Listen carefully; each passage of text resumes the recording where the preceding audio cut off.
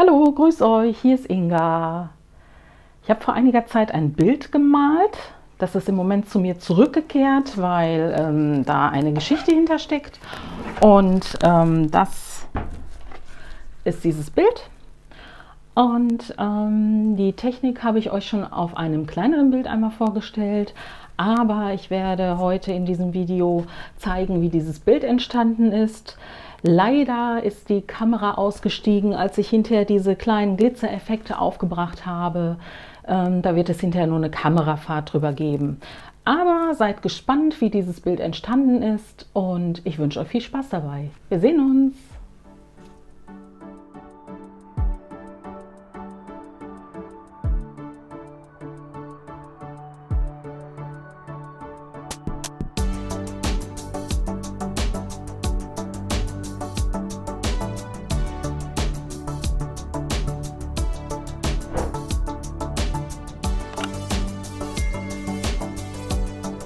Heute möchte ich dir gerne ein abstraktes Acrylbild vorstellen. Wie du am Anfang des Videos gesehen hast, habe ich eine abstrakte Variante von Seerosen in einem Teich gemalt.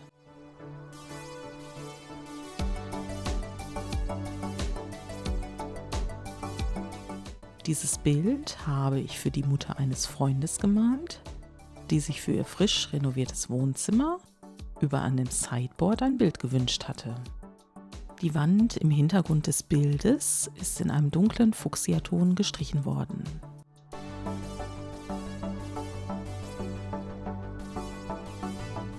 Anstelle meines üblichen quadratischen Formates habe ich ein rechteckiges gewählt.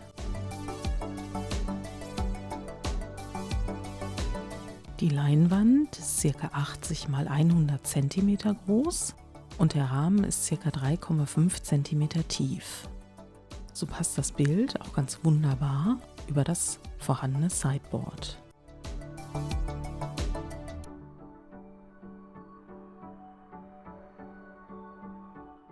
Auf der einen Seite sollte das Acrylbild abstrakt sein, auf der anderen Seite wollte ich auch einen leichten floralen Akzent setzen.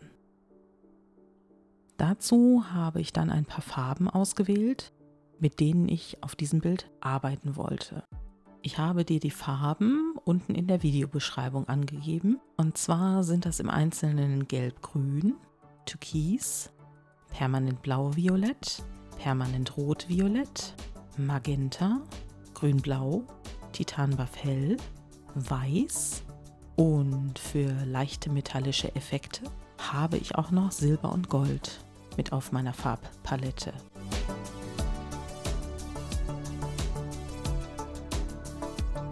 Bei diesem Bild habe ich mit einem Flachpinsel gearbeitet und sehr wenig Wasser benutzt. Um ein florales Muster zu erhalten, habe ich eine Technik angewendet, die ich bereits in einem anderen Video benutzt habe. Das Video blende ich euch oben rechts einmal ein. Bei dieser Technik wird der Pinsel mit der Acrylfarbe aus dem Handgelenk heraus bewegt, so wie ich das teilweise mache, wenn ich Acrylfarbe für das Acrylgießen mit Wasser und Pouring-Medium anrühre.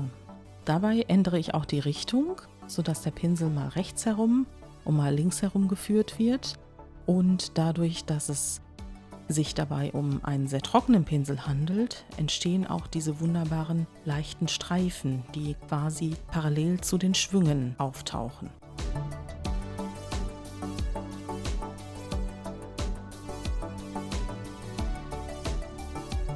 Diese Technik kannst du im Übrigen nur mit einem guten Flachpinsel machen. Die günstigen verlieren leider oft Haare. Zwar bekommst du auch Pinselhaare einigermaßen gut von der Leinwand herunter.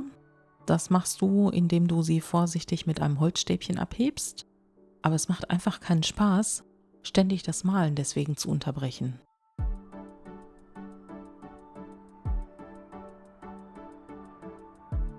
Bei den Farben, die ich auf diesem Bild verwende, sind deckende Farben, halbdeckende und transluzente Acrylfarben dabei.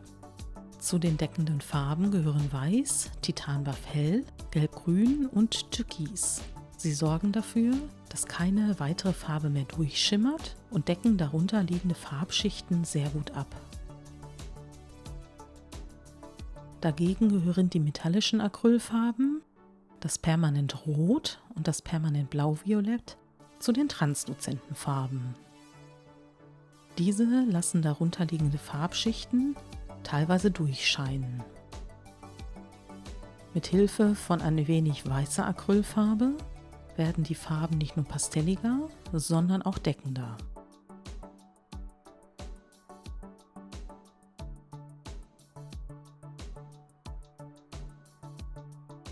Bei dieser Technik ist es so, dass die Übergänge zwischen den einzelnen Farben sehr sanft sind und dass auch die einzelnen Farben miteinander gemischt werden. Da gibt es dann Bereiche zwischen Pink und Grün, die dann eher so ein bisschen ins Bräunliche gehen.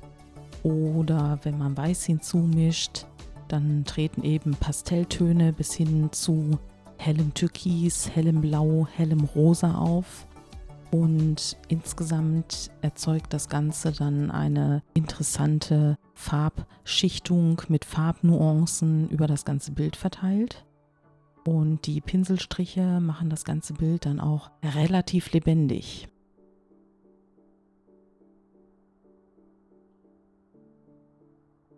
An dieser Stelle des Bildes verwende ich nochmal ein bisschen von dem schönen Blau und schließe das Grün etwas besser an die daneben liegende blaue Fläche an. Jetzt setze ich mit den Farben noch ein paar Highlights zwischen die einzelnen Farbflächen und arbeite die sozusagen noch ein bisschen ein, bevor ich dann wieder am Rand meines Bildes weiterarbeite.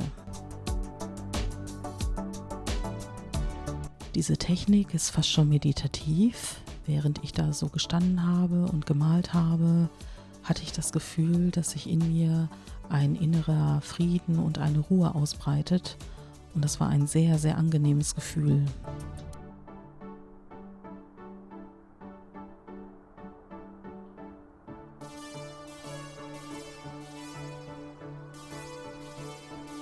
Hier setze ich mit dem Pink die ersten Akzente für die späteren Seerosen. Im Anschluss daran habe ich die Leinwand umgedreht, weil ich dann besser weiterarbeiten kann. An dieser Stelle trage ich zunächst Türkis auf schon vorhandenem Grün auf und an der anderen Stelle, die jetzt folgt, trage ich das Grün auf dem Türkis auf. Und wenn ich mich entscheiden müsste, welche Stelle mir besser gefällt, dann ist es die, auf der ich dann das Grün auftrage. Irgendwie hat das Ganze so was Frisches und Lebendiges und mich zieht das quasi magisch an.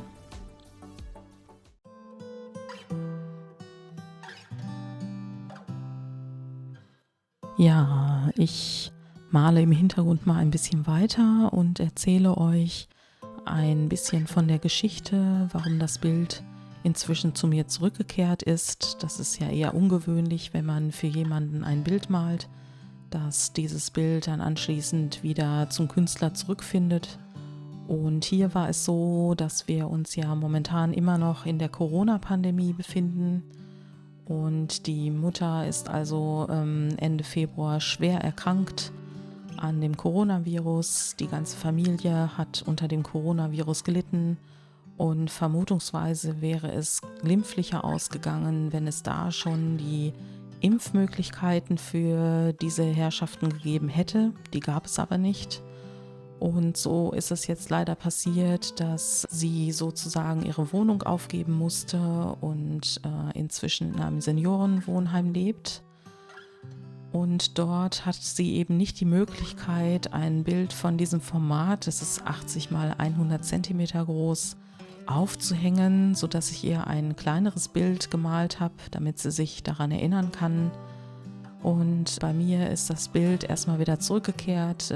Wie gesagt, es ist in meinem Atelier erstmal gut aufgehoben, bis sich dafür wieder eine Fläche findet oder bis diejenigen, denen es eigentlich gehört, sagen, es soll übermalt werden oder was mir auch immer dazu einfällt.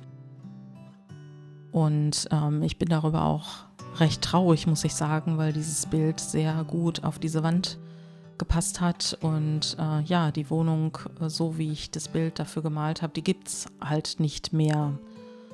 Ist mir so noch nie passiert und ich hoffe auch, dass das nie wieder passieren wird und dass dieses Coronavirus auch irgendwie über die Impfungen so weit in den Griff bekommen wird, dass, ich sag mal, zumindest die Krankheitsverläufe, so wie ich das in dieser Familie erlebt habe, nicht mehr so schwerwiegend sind. Also wenn die Impfungen helfen würden, dass die Verläufe weniger schlimm sind, dann kann ich nur sagen, lasst euch impfen, wenn ihr noch nicht geimpft seid, weil wir sind alle davon betroffen. Unser ganzes Leben ist in vielen Bereichen eingeschränkt und es wäre mir unheimlich wichtig, dass wir irgendwann wieder an einen Punkt kommen, an dem es etwas normaler weitergeht als bisher und in der letzten Zeit. Und für mich ist dieses Bild, wenn ich in dieses Atelier komme, es ist ein wunderschönes Bild, aber es ist auch eine Mahnung dessen, was passiert ist. Und letzten Endes hat sich das Leben dort zumindest von der Ansteckung bis zum Krankenhausaufenthalt, also innerhalb von 3 Tagen, komplett auf den Kopf gestellt. Und ja, es hätte einfach nicht sein müssen. Es ist passiert, es ist so, man kann es nur akzeptieren. Aber ich würde mir wünschen, dass wir das gemeinsam irgendwie schaffen, dass das Coronavirus wieder eingedämmt wird oder zumindest so weit zurückgedrängt wird, dass man ein relativ normales und unbeschwertes Leben leben kann.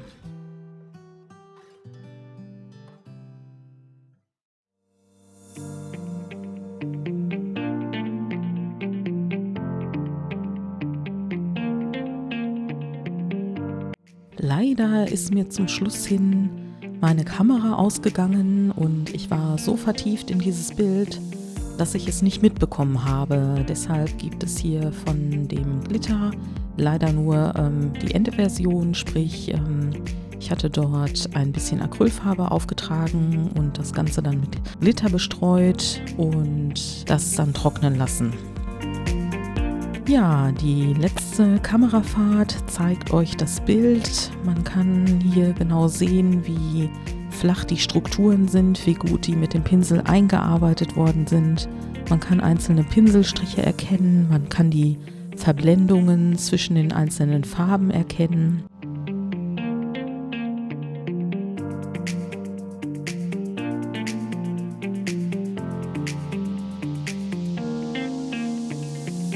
Und ich finde, dass dieses Bild auch teilweise eine sehr starke Tiefe aufweist an den Stellen, wo ich auch mit dem dunklen Permanent Blau-Violett gearbeitet habe und mit dem Grün-Blau und dann Schicht für Schicht in der Leuchtkraft der Farben immer heller geworden bin. Ich danke dir, dass du das Video angesehen hast. Ich freue mich sehr über ein Like von dir.